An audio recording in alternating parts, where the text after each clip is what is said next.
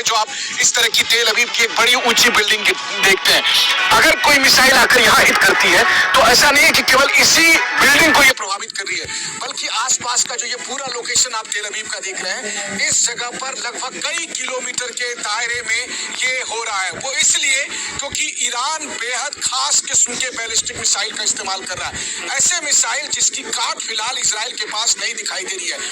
Iran के पास मिसाइलों के जखीरे में हाइपरसोनिक और सुपरसोनिक मिसाइल तो है ही, बैलिस्टिक मिसाइल में भी अलग अलग किस्म के बैलिस्टिक मिसाइल है, और उसमें से कुछ ऐसे भी हैं जो आसमान में, अगर आप कहें कि अंतरिक्ष में 7 किलो या अंतरिक्ष के पास 7 किलोमीटर ऊपर जाकर डिवाइड होती है, फिर 20 वॉरहेड बनकर अलग अलग जगह को टारगेट करती है। बिल्कुल मनीष, और जो आप बता रहे हैं वो हम देख भी पा रहे हैं, और खबरें ऐसी आ भी रही हैं कि ईरान की तरफ से ऐसी मिसाइलों का इस्तेमाल किया जा रहा है जिसमें मल्टीपल वॉरहेड्स हैं, यानी कि चकमा दे रहे मिसाइलें कामयाब हो रही है वहां के डिफेंस सिस्टम को। मनीष आप बने रहिए हमारे साथ।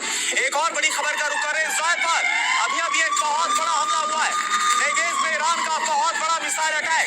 इजरायली आसमान में दिखी है मिसाइलें, ये देखिए आप तस्वीरें हम आपको दिखा रहे हैं, और इसका जिक्र मनीष भी कर रहे थे कि ऐसी खास तौर पर बैलिस्टिक और हाइपरसोनिक मिसाइल का इस्तेमाल किया जा रहा है, जो कि इस वक्त इजराइल के लिए बहुत बड़ा सुरक्षा का और चिंता का विषय बन गया। और हम देख भी रहे कि मिसाइल हमलों को नाकाम करने में इजराइल का डिफेंस सिस्टम फेल साबित हो रहा है और अपने टारगेट पर जाकर हिट कर रही है।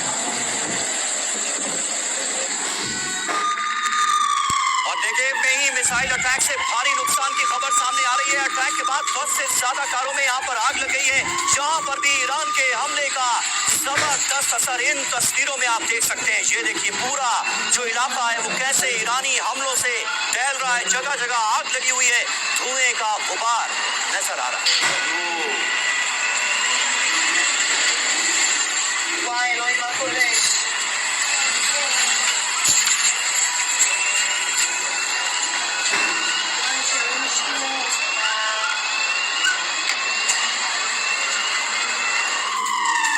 एक और बड़ी खबर, ईरान के ड्रोन अटैक पर आईडीएफ की तरफ से क्या दावा किया गया, इजराइल डिफेंस फोर्स की तरफ से क्या कहा जा रहा है।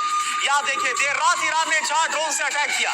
यह आईडीएफ की तरफ से कहा गया हमने सभी 4 ड्रोन को मार गिराया है, और इसका बकायदा फुटेज भी जारी किया गया। ये देखिए आप जो ड्रोन अटैक है उसे नाकाम करने का दावा और तस्वीरें।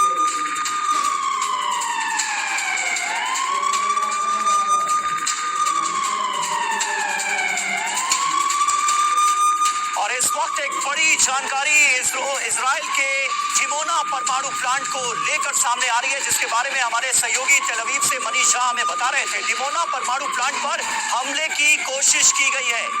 ईरान डिमोना प्लांट को लगातार टारगेट कर रहा है। इजराइल ने डिमोना की रक्षा में लगा रखे हैं अमेरिकी थर्ड एयर डिफेंस सिस्टम, और यही वजह है कि अभी तक डिमोना की इस सिक्योरिटी लेयर को ईरान भेद नहीं पाया है। जो इजराइल की तरफ से ताजा जानकारी दी गई है वो ये कि डिमोना प्लांट पर किसी तरह के नुकसान की फिलहाल खबर नहीं है।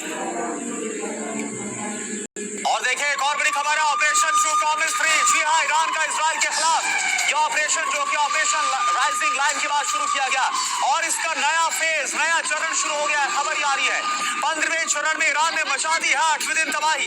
ईरान ने आईडीएफ कमांड सेंटर्स को भी टारगेट पर लिया है। इजराइल पर एक साथ दागी गई है कई मिसाइलें।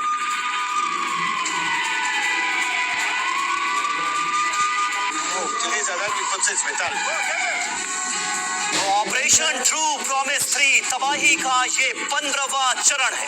15वें चरण में इजराइल ने ईरान में मचाई तबाही। तेल अवीव में मिसाइल से कई बहुत बड़े हमले अंजाम दिए गए। हाइपरसोनिक मीडियम रेंज मिसाइल से हमले हो रहे हैं। ईरान ने आईडीएफ कमांड सेंटर्स को इन हमलों में बड़े पैमाने पर किया है टारगेट, लेकिन रेजिडेंशियल इलाकों में भी जबरदस्त नुकसान हो रहा है। करुणा बिल्कुल समीर, और देखिए सबसे ज्यादा हम देख रहे हैं कि तेल अवीव में नुकसान हो रहा है। यहाँ पर अस्पताल से लेकर जो स्टॉक एक्सचेंज है, इस पर हमला किया गया। हमले में नई तरह की मिसाइलों का इस्तेमाल किया जा रहा है, जिसका जिक्र अभी मनीष झा ने भी किया। इजराइल पर बरसी ईरानी मिसाइलें, satchel medium range ballistic missile से हमला। इसकी रेंज कितनी है? 2500 किलोमीटर की वॉरहेड, 1500 किलोग्राम का ये ले जाने में सक्षम है। खैबर शिकार मीडियम रेंज बैलिस्टिक मिसाइल है, 2000 किलोमीटर की रेंज और वॉरहेड की क्षमता है 500 किलोग्राम की। संजय भटनागर सर, मैं एक बात आपसे समझना चाहूंगा कि जब इजराइल की तरफ से ऑपरेशन राइजिंग लाइन को शुरू किया गया, यानी कि जंग की शुरुआत की गई, तो जाहिर सी बात है तब बहुत स्ट्रॉन्ग खुफिया इनपुट इजराइल के पास थे। फिर कहां पर एनालाइज करने में कमी रह गई कि जब ईरान की तरफ से हमले किए गए तो इतना भारी नुकसान अब इजराइल को उठाना पड़ रहा है। बिल्कुल, जैसा कि हमने